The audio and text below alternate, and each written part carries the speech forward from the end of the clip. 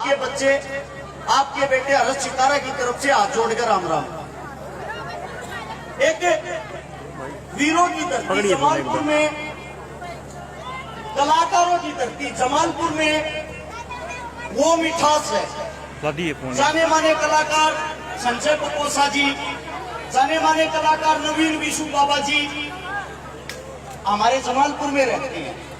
आपके गांव की शान मेरे बड़े भाई साहब कुमार नसीब, अंकित मेहरा, आपके गांव का नाम हर जगह पूरे हरियाणा में गर्व से ऊंचा कर रहे हैं। एक बार अपने गांव के लिए, अपने बच्चों के लिए जोरदार तालियां। मेरी हाथ जोड़कर सभी साथियों से एक विनती है, 2 मिनट का टाइम लूंगा। 2 मिनट तक शांत होकर मेरी बात जरूर सुनना, और बाद में न्यू कहोगे, बाद में पछताओगे। अब वो छोरा डांडी वाला बढ़िया बात बताओ था, हमने सुनी नहीं। आज शहीद आजम भगत सिंह जी का जन्मदिन है, आप सबको पता है इस बात का। और ये वही समय है जिस समय भगत सिंह जी पैदा हुए थे, इस दुनिया में आए थे। इसी वक्त पे जब भगत सिंह जी का जन्म हुआ, उसी टाइम उनके पिताजी सरदार किशन सिंह, उनके काका जी अजीत सिंह जेल से रिहा होकर घर पर आए थे। और जब वे घर पर आए ना, उसकी दादी बहुत खुश हुई। दादी ने प्यार से बोला, मेरा पुत्र भागा वाला हुआ है। उस भागा वाले शब्द से सरदार जी का नाम भगत सिंह रख दिया। और आप सबने बहुत सारी गाथाएं सुनी होगी, आप सबने ये पढ़ा होगा कोई भगत सिंह था या कोई भगत सिंह है। आप लोगों को एक बात बता दूं, आपकी रूह कांप जाएगी जो जिंदगी इन्होंने काटी है, अगर इनके बारे में सच्चाई सुन लोगे। छोटी सी सच्चाई, भगत सिंह के वे आखिरी 12 घंटे, पूरे जीवन को छोड़ दो, भगत सिंह के आखिरी 12 घंटे कैसे थे आप लोगों के सामने बताता हूँ। ये मान लो ये वही लाहौर सेंट्रल जेल है, और मैं यहाँ जेल के अंदर खड़ा हूँ, आप सब जेल के बाहर खड़े हो। यही नजारा उस दिन जेल के बाहर था, 23 मार्च 1931 को। और जोर की आंधी आती है उस दिन, दोपहर का समय, सब कुछ सुनसान। अचानक से वार्डन चरत सिंह जेल के अंदर भागा हुआ आता है, रोता रोता, आज मेरे भगत सिंह को मार देंगे, और आज मेरे भगते को मार देंगे। जेल की हर एक कोठरी के गेट को बंद कर देता है। उसी जेल में 14 नंबर बैरक में सरदार शहीद आजम भगत सिंह, जिनकी उम्र मात्र 23.5 साल, 5 फुट 10 इंच लंबा शरीर, जिसके अंदर फांसी के टाइम 62 किलो वजन, और फांसी से पहले, जब जेल में जाने से पहले 57 किलो वजन, 28 की कमर, 32 की छाती। ये मत सोचना दोस्तों भगत सिंह कोई हट्टा कट्टा तगड़ा था।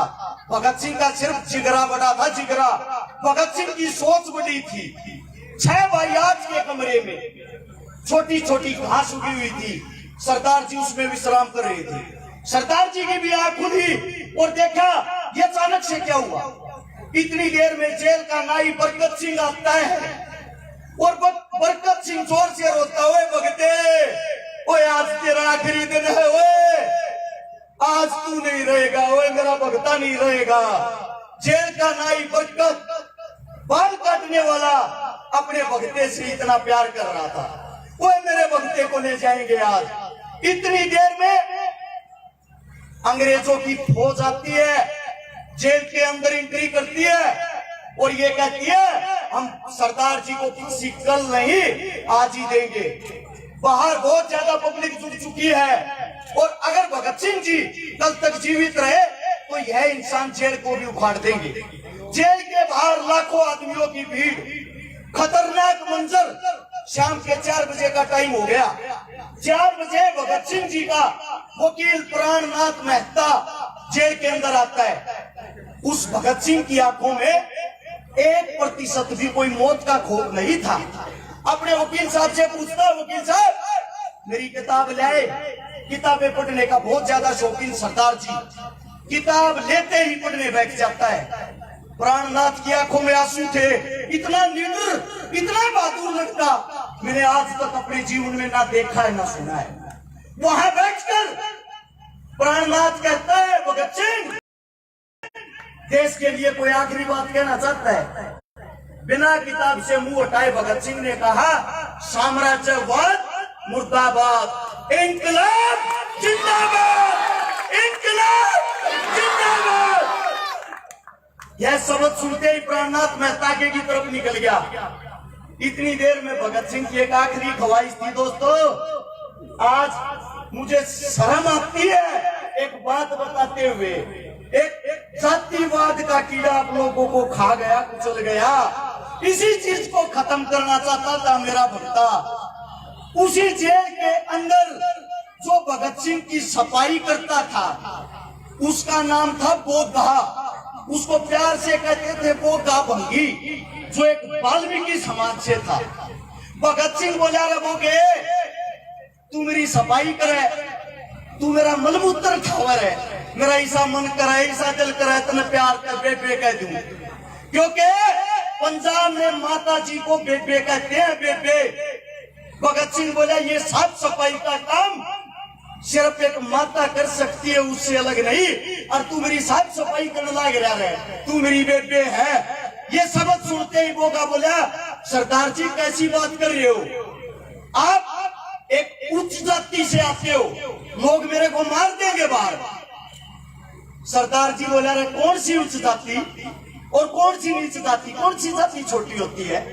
यह बात बोलकर बोगे को बोलता है, मैं तेरे हाथ से खाना खाऊंगा, मेरे लिए खाना लेके आना है। बोगा अपने हाथ से खाना बनाकर भगत सिंह के लिए जेल में लेकर गया। बोगा डर रहा, अब भगत सिंह खाना खाऊंगा मेरे हाथ का। इतना बड़ा इंसान, इतना बड़ा हीरो। भगत सिंह कहता है, निवाड़ा तोड़ टूटता। बोगा निवाड़ा तोड़ता, उसी के हाथ से खाता है। खाते ही रोने लग गया बोगा। निवाड़ा रोते हुए हाथ छोड़कर, ओए भगते, मैंने जीवन में कभी भगवान को नहीं देखा था, लेकिन आज मैं अपनी आंखों से भगवान को देख रहा हूँ। तू सच्चा भगवान है, तू सच में भगवान है। यह बात बोलते ही भगत सिंह बोगे की कोड़ी भर ले है और 5 मिनट दोनों रोते हैं और कहते हैं, हमें जातिवाद का ही तो कीड़ा खत्म करना है मेरे दोस्त। भगत सिंह की आखिरी ख्वाहिश थी। भगत सिंह ने कहा था, ओए बोगे, ओए जिस दिन मैं फांसी पे चढ़ू ना, फांसी पे, वो फांसी का फंदा मेरी दुल्हन है। ओए जिस दिन मैं फांसी पर चढ़ू, तू मुझे अपने हाथ से खाना खिलाएगा। उसी जेल के बाहर 23 तारीख को वो बोगा गेट पीट रहा है और रो रहा है, हाथ में टिप्पण है। भगत सिंह की माता जी पिताजी से आगे खड़ा होकर अंग्रेजों को गालियां दे रहा है और कह रहा है, ओए करूर अंग्रेजों, ओए हत्यारों, ओए एक बार मेरे भगते को मेरे हाथ की एक निवाड़ा खाने दो, ओए बेशर्मो, एक आखिरी ख्वाहिश पूरी करने दो रे। बाहर पूरी पब्लिक तड़प रही, सब इस बात का इंतजार करे हमारा भगता कब आ रहा होगा। हम गुलाम थे, गुलाम। अगर हम एक ईंट उठाते, वो जेल कहीं भी दिखाई नहीं देती। हम मानसिक रूप से गुलाम थे, आज भी गुलाम है। अगर भगत सिंह जीवित होता, आज हमें ये राजनीति का और ये जातिवाद का बोझ नहीं ढोना पड़ता। उसी टाइम समय हो गया, भगत सिंह को बाहर निकाल लेते हैं, आखिरी स्नान करवाया जाता है और भगत सिंह, राजगुरु, सुखदेव तीनों को लेकर फांसी के तख्ते पर जाते हैं। सोच के देखना दोस्तों, जिस इंसान को आप लोग आज पूज रहे हो, जिस इंसान को आज आप लोग भगवान मान रहे हो, है भी है हमारे भगवान, इन इंसानों को जब फांसी दी गई, फांसी देने के बाद पूरी जेल रो रही थी, पूरी जेल की आंखों में पानी था। और फांसी देने के बाद वहां के जो जेल अधिकारी थे उनको बोला रहे, शिनाख्त तो कर लो। अंग्रेजों ने भी शिनाख्त करने से मना कर दिया था और उनको पता लगा अगर सामने में गेट से निकाल लेंगे पब्लिक जीता मार देगी। अगर इनका अंतिम संस्कार अंदर ही कर दिया, जेल के बाहर धुआं जाएगा तो पब्लिक बढ़ जा। एक ट्रक में टुकड़े टुकड़े करके इन शहीदों के बोटे बोटे करके एक बोरे में डाल के बंद करके खुले ट्रक में फेंक दिया। जिस ट्रक में सब्जी आती थी, फल आता था, उस ट्रक में फेंक दिया। और उस ट्रक में फेंकने के बाद पीछे जेल का उठना तोड़ा, पिछले रास्ते से निकाल ले गए।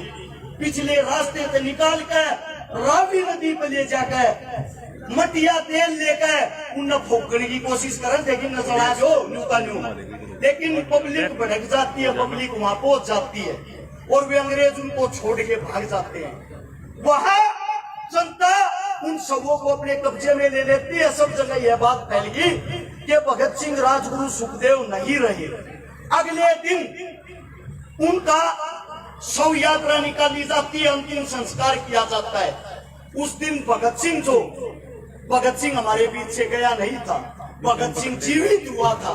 उसी दिन के कारण आज हम ये दिन देख रहे हैं, हमारी माताओं बहनों की शक्लें देख रहे हैं। आज मुझे एक बात का दुख है, इस इंसान ने गोरे अंग्रेजों को भगा दिया, लेकिन आप लोगों ने काले अंग्रेजों को अपने सिर पे बैठा लिया। आज किसान का, मजदूर का, व्यापारी का वही हाल है जो उस समय पे था। सभी साथी वीडियो को साथ के साथ शेयर करते रहे भाई। जितने भी टीम के साथ देख रहे हैं वीडियो को शेयर करते एक बार। मैं पंडित, तू लवाल, तू सोनार, इन बातों पर लड़ते हो आप लोग।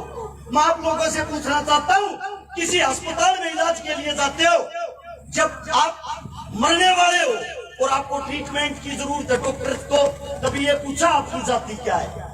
जब तो आपको ये दिखता कदे मरना जावा तावड़े है, ऑपरेशन करा लिया। डॉक्टर से भी ये पूछा करो, अगर मेरी जाति का तो मेरा ऑपरेशन कर, वरना मत करना। इन लोगों ने आप लोगों को ये चीजें सिखाई थी। भगत सिंह एक नाम नहीं, एक विचारधारा है। आप भी भगत सिंह हो, आप भी भगत सिंह हो। भगत सिंह एक नहीं, 1000 भी हो सकते हैं, भगत सिंह 1 लाख भी हो सकते हैं, और भगत सिंह 1 करोड़ भी हो सकते हैं। साथियों, अपने अंदर के भगत सिंह को जगाओ। मुझे दुख होता है इनके नामों के पीछे आज भी शहीद का दर्जा नहीं है, इनको आज भी शहीद का दर्जा नहीं है। आप लोगों ने तो लिख दिया बैनर पे शहीद आजम। मैं आप लोगों से पूछना चाहता हूँ, किताबें निकाल के देखना, इनके नामों के आगे आतंकवादी शब्द लगा रखा है। आतंकवादी आजाद होने के बाद भी हमारे शेरों के साथ ऐसा दुर्व्यवहार, ऐसा काम क्यों? हमारे अंदर एकता नहीं है। हम आपस में लड़ते हैं, हम आपस में मरते हैं, आपस में कटते हैं, एक दूसरे के काम नहीं आते। एक राजनेता आप लोगों को मूर्ख बना के वोटें ले जाता है जब आप एक हो जाते हो, लेकिन अपने लिए आज तक एक नहीं हुए। मैं सभी साथियों से एक बार ये कहना चाहता हूँ, सब खड़े होकर 1 मिनट का मौन धारण करेंगे शहीद आजम भगत सिंह जी के लिए। एक बार ये अपनी जगह पर खड़े हो जाओ और वही माहौल, वही नारा जो भगत सिंह का नारा था, इंकलाब जिंदाबाद वाला, मैं बोलूंगा इंकलाब। आप लोगों ने जोर के साथ एक सुर में नारा लगाना दोबारा से। इस इंसान को ऊपर हमारी आवाज सुननी चाहिए। आप बोलोगे जिंदाबाद, तैयार हो? तैयार। इंकलाब जिंदाबाद, इंकलाब जिंदाबाद, इंकलाब जिंदाबाद। धन्यवाद आप सबका। मेरे मुंह से कोई गलत शब्द निकला हो, आपका बच्चा हूँ, आपका बेटा हूँ, माफी चाहता हूँ। सब आप अपनी जगह पे अपना स्थान ले ले। इतना समय दिया उसके लिए बहुत ही सुंदर। भरत छकारा जी ने शहीद आजम का जन्म से लेके और अंत तक बड़ी खूबसूरत तरीके